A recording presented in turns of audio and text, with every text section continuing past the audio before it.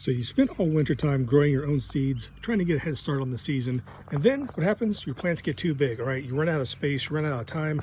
You need to start really getting stuff outside, but it's just too cold at night. So what do? Here's a really cheap and inexpensive way, guys.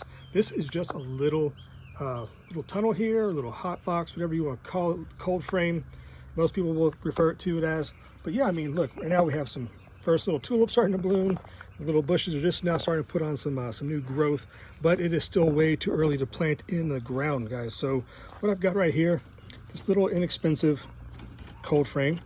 Now for here, this is forcing some tulips that I was trying to get to bulb up and kind of bloom early. But anyways, but just check it out. So I transplanted all these guys today out of their little cell trays into individual cups, and they are doing quite well. So yeah, so extending the season is really important, especially when you're limited on space or you're just trying to get a head start, guys, because maybe you have a shorter growing season.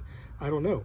But let me talk about where you should put something like this. Now, this is an east-facing direction. It gets pure morning sun. Then, as you can kind of tell, we are in the semi-shade right now, so it's not too bad. You are getting plenty of shade, but it's not in the full sun. So this right here, without being vented, not that I would know, you can easily cook your plants. It can get very, very hot in there if it's in the direct sun. So definitely once you do make the transition to being outside, what I like to do, especially on warm days, is I'll actually, vent it and prop it up.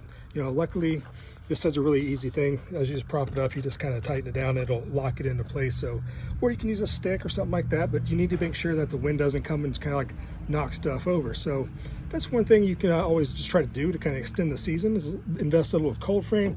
This thing, I think, costs like 30 bucks on Amazon. I forget the name of the brand or anything like that, but let me show you what else I got going here. Started off in the early spring. Now, if you watched my last video about growing lettuce in a bowl, making your own like salad bowl, check it out, guys. This has been 1 week ago exactly today when I'm making this video, and this lettuce is popping. Now you can wait till this gets a little bit of more of a head and you can kind of pick it off, or you can just come in, just kind of pick off a leaf or two here, add it to a salad, a little cut and come again salad.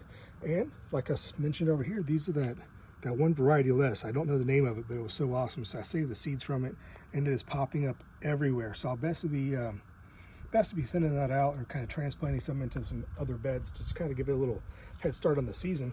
But lettuce can take a little bit of cold, so that's why the cold frame does not have my lettuce in it, because it would actually wilt. It'd be too hot for it. It'll bleach it out. You don't want that. You're growing it for the nice tender crisp leaves. Okay, so cold frames are good for things like tomatoes, peppers, things like that. You're trying to get started early. Now this here is several different varieties of bachelor buttons I've started, and these have been outside. Okay, just doing an experiment to see how well they do. I do have some inside, and they're taking up a lot of space. They need to come outside, but they will in fact tolerate a light frost. We had a couple of days of light frost, but now the next 2 weeks we're getting into actual spring temperatures again, 60s and 70s, with no expected frost. You get some cool nights in the low 40s, but that's to be expected. So another thing people need to realize, your plants are a lot tougher than you think they are. Okay, as long as you harden them off, which is a process of slowly getting acclimated to being outdoors from the you think your grow room or something like that, it's got some high humidity, maybe you have like perfect light and things in there. So yeah, so bringing it outside, it's going to be a shock to it. So I always advise people, make sure you put it in the shade. All right, you don't want to cook your vegetables before they grow. You know what I mean? So anyways, just a little quick update on that. And just one other thing I noticed, check out this, guys. These are actually golden raspberries.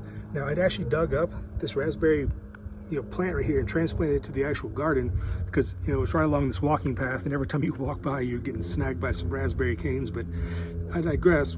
But I guess if you don't get every little bit of it, it's going to come back. So I don't know what I'm going to do with this. I might let it grow and retry to transplant it. But look at that, guys. I got 6, I think I can count 6 different starts of this the golden raspberries popping back up. So definitely something to look forward to there. A little bit of dill.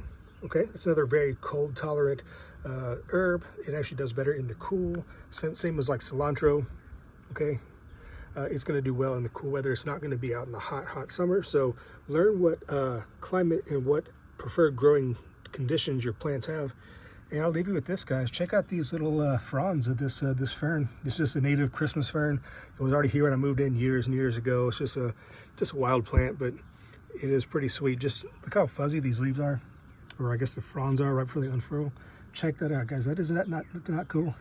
All right, so there you go, guys. Just a quick little tip about starting your seeds, getting them outside, maybe using a cold frame to kind of extend that season and protect your little transplants But until next time, guys, we'll see you here at the hillside. Bye-bye.